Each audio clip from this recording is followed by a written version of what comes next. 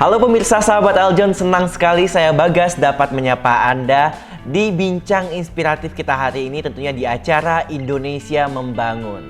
Pemirsa semuanya, kali ini di episode Indonesia Membangun kita akan kembali berbincang-bincang insightful sekali tentunya nantinya bersama salah satu sosok inspiratif yang baru saja terpilih dan berhasil lolos sebagai anggota DPRD DKI Jakarta, khususnya Jakarta Utara. Hadir bersama kita sahabat Eljon, Bapak Bun Joy Piaw yang baru saya terpilih sebagai anggota DPRD DKI Jakarta dari Partai Solidaritas Indonesia.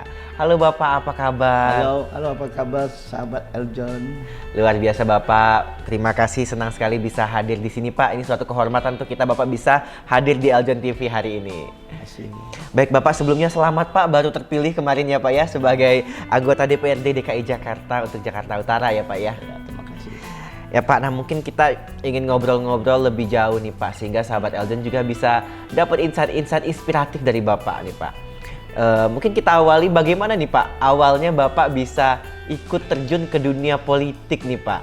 Apa nih Pak yang melatar belakangi Bapak sehingga memutuskan untuk menjadi caleg tahun ini dan akhirnya lolos? Jujur aja, saya memperkenalkan diri dulu. Silakan Pak, boleh disapa. Saya Bun Joy Piaw. Latar belakang saya sederhana, saya dari keluarga sederhana, dari keluarga keturunan Tionghoa. Saya lahir di Pontianak, tapi dari kecil saya di Jakarta. Dulu masih kecil, kehidupan kami memang susah. Ya, hidup ya karena orang tua berjuang untuk anak-anak supaya maju dengan tanpa apa adanya. Nah, saya bisa masuk ke politik itu sebenarnya kepikiran tidak, sama sekali tidak, karena saya memang tidak tahu politik. Tapi di organisasi saya senang. Dari zaman sekolah, zaman kuliah saya selalu aktif di organisasi. Nah, saya bisa masuk partai politik karena terinspirasi saja dari Pak Ahok, karena kerjanya bagus. Terus Pak Jokowi, dan terutama lagi Pak Esi. Senang saya sama Sis Grace, seorang tokoh wanita, tokoh Tionghoa wanita yang begitu semangat. Nah, akibat saya melihat, dan saya ingat kata Pak Ahok, kalau kita ingin bantu orang, kalau kita tidak masuk ke pemerintahan, kita tidak punya kemampuan untuk bantu. Kekuatan kita bantu itu kurang. Jadi saya lihat si Sisgas begitu gigih di Partai PSI, saya coba ikut dan mencalonkan diri. Karena hidup kita kan secara tidak langsung sudah diatur politik, undang-undang hasil produk politik, hidup kita diatur oleh undang-undang. Untuk merubah sesuatu yang tidak menjadi baik, kita mesti masuk ke dalamnya. Percuma kita di luar teriak-teriak, tidak akan didengar. Gitu ya. Luar biasa. Jadi harus masuk ke atas ya Pak ya, sehingga kita bisa kembali memberikan kepada masyarakat, berkontribusi ya Pak ya. Kembali ke atas itu untuk bisa ikut andil dalam pengaturannya ya Pak ya. Betul. Jadi kita juga tidak berkoar-koar saja gitu ya Pak ya, tapi tidak berpengaruh gitu suara kita ya Pak ya. Betul. Luar biasa, setuju sekali Pak, luar biasa. Ini menjadi suatu insight juga tentu untuk kita ya. Jika ingin mengambil bagian untuk negeri, tentu kita juga harus ambil tempat yang tepat gitu ya Pak. Betul. Itulah yang latar belakangi Bapak ikut politik ini ya Pak. Nah Pak, Bapak sebelumnya mungkin nggak kepikiran tadi bilang Pak ya, kalau ikut di politik ya Pak. Akhirnya Bapak memutuskan ikut dan terpilih. Gimana Pak perasaannya? Perasaan ya gimana ya, bangga, tapi terpikir kita punya tanggung jawab yang besar untuk melayani rakyat. Kita tidak hanya karena bangga kita terpilih, tapi kita mempunyai suatu tugas untuk melayani rakyat. Itu aja. Luar biasa. Itu juga menjadi visi misi Bapak juga kah untuk DPRD DKI Iya. Jakarta ini? Salah satunya. Karena saya masuk politik juga melihat toleransinya. Saya lihat toleransinya agak gimana ya. Orang mau beribadah susah, kadang-kadang untuk orang minoritas ya. Saya pikir kita mesti masuk ke sana. Kita mau Jakarta ini anti intoleran, anti korupsi. Karena kita lihat juga kalau kita tidak masuk ke dalam dunia itu, nanti orang yang tidak benar akan tetap berkuasa. Kita mau orang-orang baik bisa dengan posisi orang tidak benar untuk merubah undang-undang untuk kepentingan masyarakat, untuk kepentingan minoritas. Biar minoritas dan mayoritas itu tidak ada perbedaan lagi Pak. Sama ini kan kalau kita lihat Jakarta di daerah, untuk orang yang minoritas itu beribadah susah. Salah satu contoh, kita mau semua sama, punya hak yang sama, punya kedudukan yang sama dalam segala hal, Pak. Sehingga keadilan sosial itu bagi seluruh rakyat Indonesia tercapai. Luar biasa, keren sekali. Ya. Nah Pak, bicara sebelum Bapak terpilih Pak, ada nggak sih Pak tantangannya selama kampanye dengan visi misi Bapak tersebut? Sangat banyak. Satu, karena saya termasuk keturunan Tionghoa, tidak mudah untuk masuk ke daerah-daerah tertentu. Terus kedua, nama saya masih nama Chinese, karena kan kita tidak menutup kemungkinan rasa suku, rasa agama itu pengaruh. Satu, tapi saya buktikan bahwa saya orang keturunan, walaupun saya keturunan, tapi saya warga negara Indonesia, punya hak yang sama, ingin membangun negeri bersama, membangun Indonesia, terutama membangun Jakarta bersama. Saya turun. Jadi dengan latar belakang Bapak aktif juga di kemasyarakatan, keorganisasian ya Pak ya, itu menjadi salah satu strategi mungkin ya Pak ya, menunjukkan kepada masyarakat bahwa memang Bapak serius gitu ya Pak ya. Ya.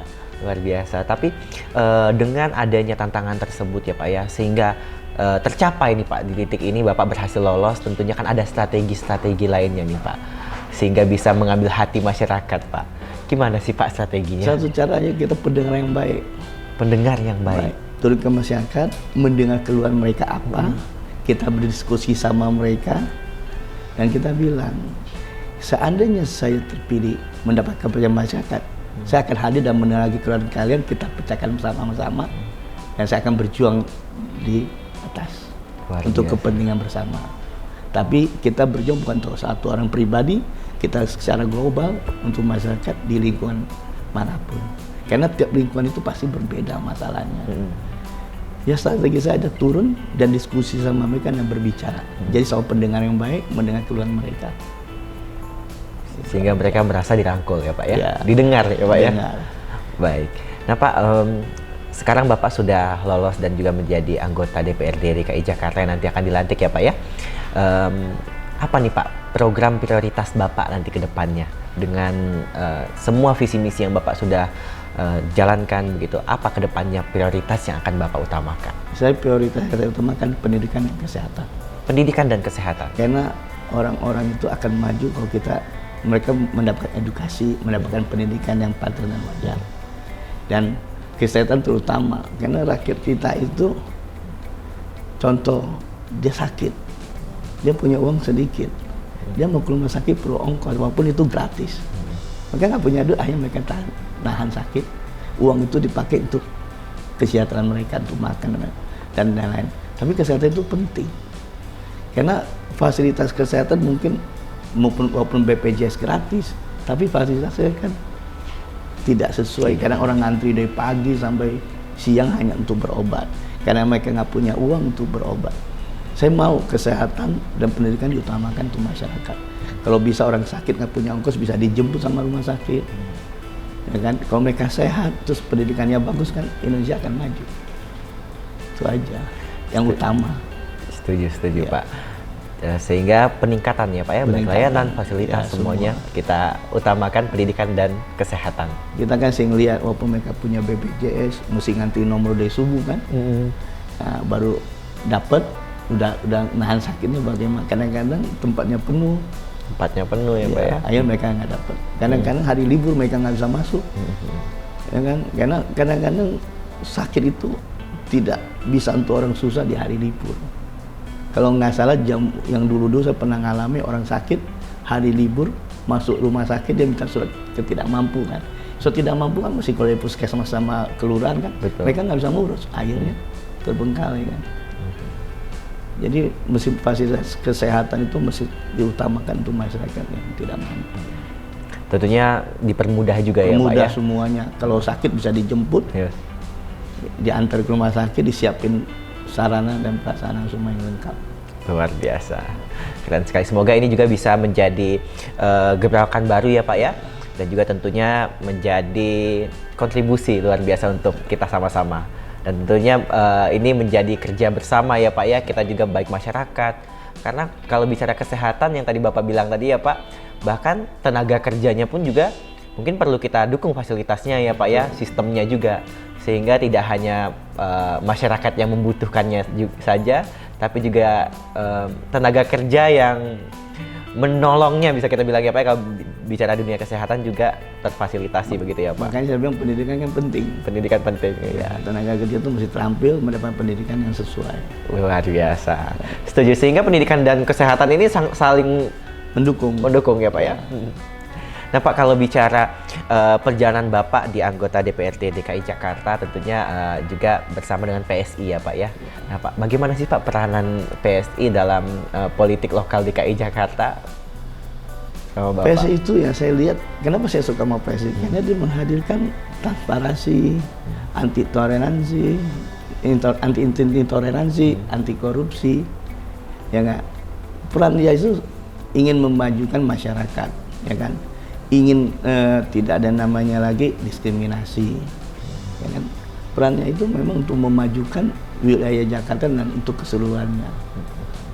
Itulah karena PSI ada partai lokal, partai yang baru, yang masih idealis kan kelihatan ya, dan masih baru, masih segar. Tapi punya cita-cita yang mulia, DNA-nya bagus, anti intoleransi, anti korupsi. Sehingga sejalan juga ya Pak ya, dengan latar belakang Bapak juga yang ingin menjadi bagian dalam berkontribusi membangun negeri ini. Nah Pak, kalau bicara tentang Jakarta ya Pak ya, Jakarta ini kan adalah kota hidup ya Pak ya, begitu banyak sekali aspek-aspek juga, tidak hanya kelestariannya juga, tapi juga banyak sekali kalau kita bisa bicara isu-isu lingkungan salah satunya ya Pak ya, selain kesehatan dan pendidikan juga. Gimana Pak tanggapan Bapak sebagai anggota DPRD DKI Jakarta terkait lingkungan di Jakarta Pak? Iya, lingkungan di Jakarta kan mungkin dari berita udah mungkin makin parah, kayak polusi dan sebagainya. Mesti dilakukan dengan gerak cepat, dengan tindakan yang benar-benar diperhatikan. Karena kan Jakarta itu mungkin hasil analisa polusinya cukup tinggi kan.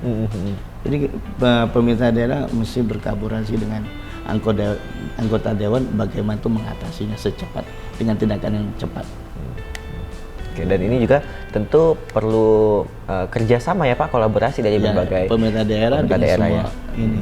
Nah Pak, sejauh ini Bapak ke depannya nanti akan tentunya menjadi bagian dalam membangun negeri ya Pak ya.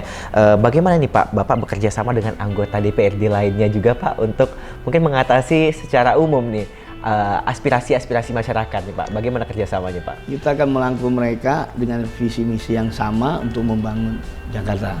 Silaturahmi, diskusi bersama bagaimana kita ingin membangun Jakarta yang lebih baik bagaimana. Saling kerjasama Pak, karena kita nggak bisa jalan sendiri. Kita harus bekerja sama dengan berbagai partai politik, anggota dewannya untuk satu tujuan yang benar, untuk membangun Jakarta. Luar biasa. Oke, dan tahun ini Jakarta juga baru saja berulang tahun ya Pak ya. Kalau kita lihat juga tentunya semangat masyarakat untuk saling berpegang tangan membangun Jakarta semakin kuat lagi ya Pak. Luar biasa.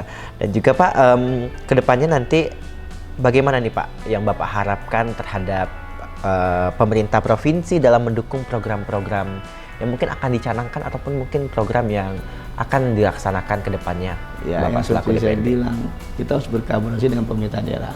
Kalau anggota dewan kan ada bagian pengawasan, eksekutornya di pemerintah daerah kan. Program-program mereka mesti seiring dengan program-program DPRD Bapak. Intinya itu ya kita berkolaborasi untuk Jakarta yang lebih baik dengan program-program yang untuk kesejahteraan masyarakat. Diperlukan kerjasama antara pemerintah daerah dengan anggota DPRD. Luar biasa, tentunya jadi menjadi satu jalan harus ya Pak ya, harus sejalan ya. Baik, terima kasih banyak Bapak, banyak sekali insight-insight yang kita dapat tentunya ya Pak ya dalam sharing-sharing hari ini. Tentunya ini menjadi semangat juga, acuan kita untuk sama-sama ambil bagian dalam membangun negeri. Sahabat Eljon, jika Anda ingin terus mendapatkan insight-insight lainnya terkait sosok-sosok inspiratif seperti Pak Bun, terus saksikan kita di Indonesia Membangun hanya di Eljon TV. Untuk itu saya Bagas Solipada, pamit undur diri, sampai jumpa. Terima kasih.